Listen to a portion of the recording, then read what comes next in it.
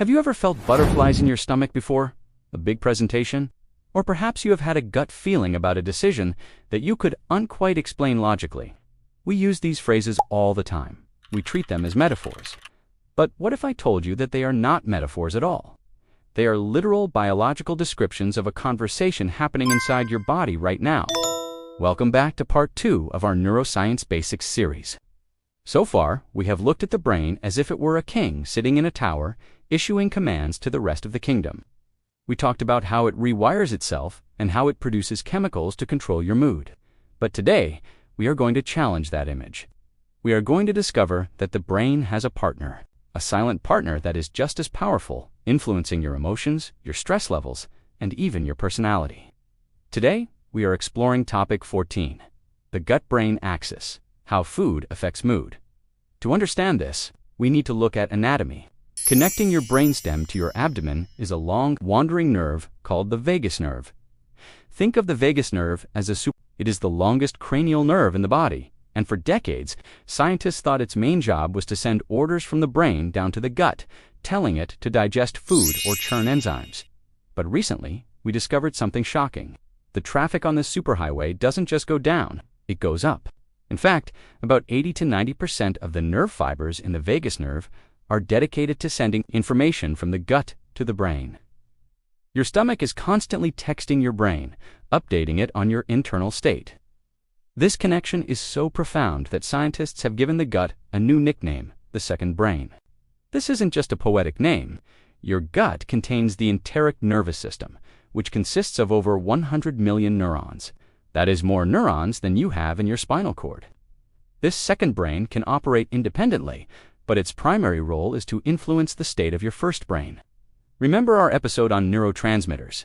We talked about serotonin, the molecule of contentment and happiness. You might assume that most serotonin is made in the head. The reality is that nearly 95% of your body's serotonin is produced in your gut. Let that sink in for a moment. The very chemical that regulates your mood, your sleep, and your ability to handle pain is largely manufactured in your digestive tract. So, if the gut is the factory for our mood, who are the workers running the factory? This brings us to the microbiome. Your gut is home to trillions of bacteria, fungi, and viruses. Collectively, they weigh about 2 to 3 pounds, roughly the same weight as your brain. These are not just passengers, they are active participants in your health. When you eat, you are not just feeding yourself, you are feeding them. Here is where the choice of food becomes a matter of mental health. If you eat a diet high in sugar, processed foods, and unhealthy fats, you are feeding the bad bacteria.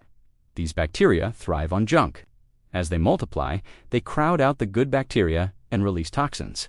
These toxins can damage the lining of your gut, leading to inflammation. Now, here is the critical link. When your gut becomes inflamed, it sends distress signals up the vagus nerve to the brain. The brain interprets these signals as a threat. It activates the immune system and releases inflammatory cytokines.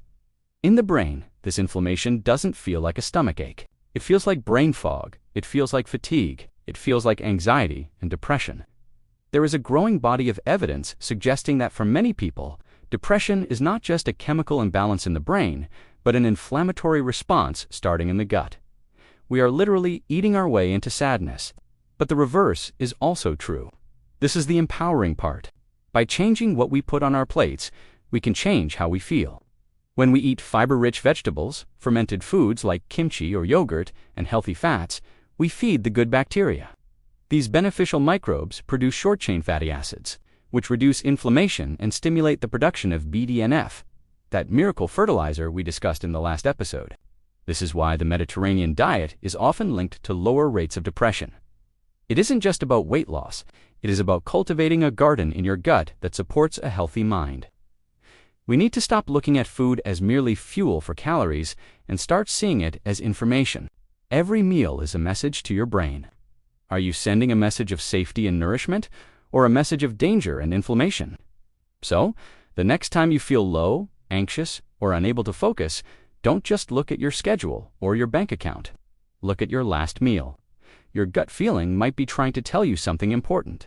Now, we have covered the structure of the brain, the chemicals of the brain, and the fuel for the brain.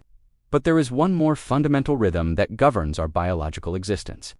It is not about what we do, but when we do it. Have you ever noticed that you naturally feel sleepy at the same time every night? Or that your focus peaks in the late morning? This is not accidental. You have an ancient clock ticking inside every cell of your body. In our next episode, we are going to explore the invisible timekeeper of life.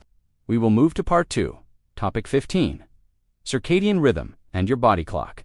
We will uncover why fighting this clock is ruining your health and how to synchronize your life with the rotation of the Earth. Thank you for joining me on this journey into the second brain. Take care of your gut, and your mind will take care of you. See you in the next video.